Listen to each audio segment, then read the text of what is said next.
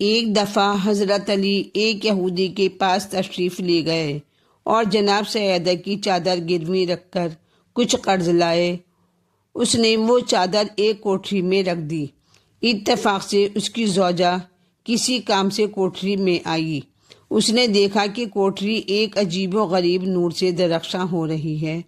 وہ بھاگی ہوئی یہودی کے پاس گئی اور سارا ماجرا بیان کیا۔ یہودی کو بڑا تعجب ہوا۔ وہ بھول گیا تھا کہ بی بی کی چادر وہاں رکھی ہے۔ وہ دوڑتا ہوا حجرے میں آیا تو کیا دیکھتا ہے کہ اندر ایسا نور بکھر رہا ہے جیسے 14ویں رات کا چاند نکل رہا ہو اور اس کی روشنی قریب سے آ رہی ہو۔ اس نے پاس جا کر دیکھا تو شہزادی دو جہاں کی چادر کا نور تھا جو حضرت علی نے گروی رکھی تھی۔ وہ یہ معجزہ دیکھ کر دوڑتا ہوا اپنے آجا کی طرف گیا اور اس کی بیوی اپنے آجا کی طرف گئی۔ دونوں نے اپنے خاندان والوں سے یہ ماجرا بیان کیا۔ پھر کیا تھا، لوگ جمع ہو گئے۔ ان میں یہودی کی تعداد 80 تھی اور یہ نور چادر دیکھ کر سب کے سب مسلمان ہو گئے۔ ایک روز جناب سیدہ طاہرہ خدمت میں اپنے بابا جان کے تشریف لے گئیں اور عرض کیا کہ بابا، میرا دل انگوٹھی پہننے کو چاہتا ہے۔ آپ نے فرمایا، بیٹی اللہ تعالیٰ سے مانگ لو۔ آپ نے بعد نماز اللہ سے دعا کی۔ نماز کے بعد مصلی اٹھایا تو کونے کے نیچے ایک خوبصورت انگشتری رکھی تھی۔ آپ نے خوش ہو کر پہن لی اور بہت پسند کی۔ خدمت رسالت میں تشریف لائیں اور انگشتری دکھائی۔ آپ بھی خوش ہوئے۔ رات کو بی بی سو گئیں تو خواب میں دیکھا کہ وہ بہترین مقام پر ہیں جہاں کی خوبصورتی اور سبزہ زار بیان سے باہر ہے۔ آپ نے ایک حسین اور بلند محل دیکھا جس کی عمارت لاجواب ہے۔ دیکھا کہ ایک خوبصورت 12 دری ہے۔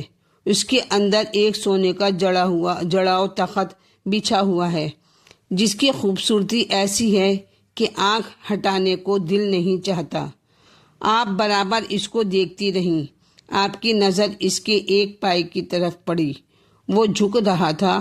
آپ نے پاس کھڑی ہوئی حوروں سے پوچھا، ایسے خوبصورت تخت میں یہ کیا خرابی ہے؟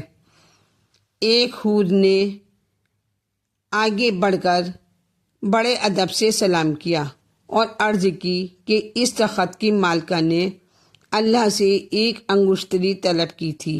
اللہ نے اس پائے میں سے وہ انگوٹھی بنوا کر بھجوا دی، اس لیے یہ جھک گیا ہے۔ بی بی بیدار ہوئی اور صبح کو اپنا خواب محمد صلی اللہ علیہ وسلم سے بیان کیا۔ آپ نے کہا، بیٹی وہ محل تمہارا تھا اور تخت تمہارے لیے ہے۔ اللہ نے عارضی زندگی میں جو کچھ عطا فرمایا ہے اس پر قناعت کرو۔ دائمی زندگی میں تمہارے لیے اس قدر نعمتیں اور راحتیں ہیں جن کا حساب ممکن نہیں۔ انگوٹھی واپس کر دو۔ جناب سیدہ نے انگوٹھی جہاں سے اٹھائی وہیں مصلی کے نیچے رکھ دی اور وہ غائب ہو گئی۔ دوسری شب آپ نے پھر وہی عالیشان محل خواب میں دیکھا۔ وہی تخت تھا لیکن اس کا پایا درست اور برابر تھا۔ خداوند عالم نے فاطمہ کو جو کچھ اس دنیا میں دیا ہمیشہ وہ اس پر صبر و شکر سے رہیں۔ فاقوں پر فاقے ہوتے تھے لیکن شکر ادا کرتی رہیں۔ 18 سال کی عمر پائی لیکن شوہر کی فرما بردار زوجہ، باپ کی تابع دار اور پیاری بیٹی اور بچوں کی شفیق ماں تھیں۔ حسن حسین جیسے عظیم فرزند اور زینب و کلثوم جیسی بیٹیاں اللہ نے عطا کیں اور بی بی نے تربیت کا حق ادا کر دیا۔ آپ کی زندگی اخلاق اور ایثار کا بہترین نمونہ ہے۔ رسول اللہ نے بار بار فرمایا، فاطمہ بضعۃ منی، فاطمہ میرے جسم کا ٹکڑا ہے اور مجھے بے حد عزیز ہیں۔ جس نے اس کو دوست رکھا وہ میرا دوست ہے اور جس نے اس سے دشمنی کی وہ میرا دشمن ہے۔ رسول اللہ ہمیشہ فاطمہ کی تعظیم کرتے تھے۔ جب آپ تشریف لاتی اٹھ کر اپنے مقام پر بٹھاتے اور پیشانی مبارک کے بوسے لیتے تھے۔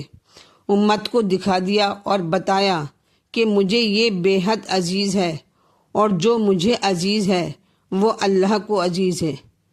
لیکن رسول کے بعد زمانہ شہزادی سے پھر گیا۔ دنیا طلب لوگوں نے فاطمہ کی قدر نہ کی، علی سے خلافت چھین لی، فاطمہ سے فدق چھین لیا، گھر کا دروازہ جلا دیا اور محسن کا حمل ضائع ہو گیا۔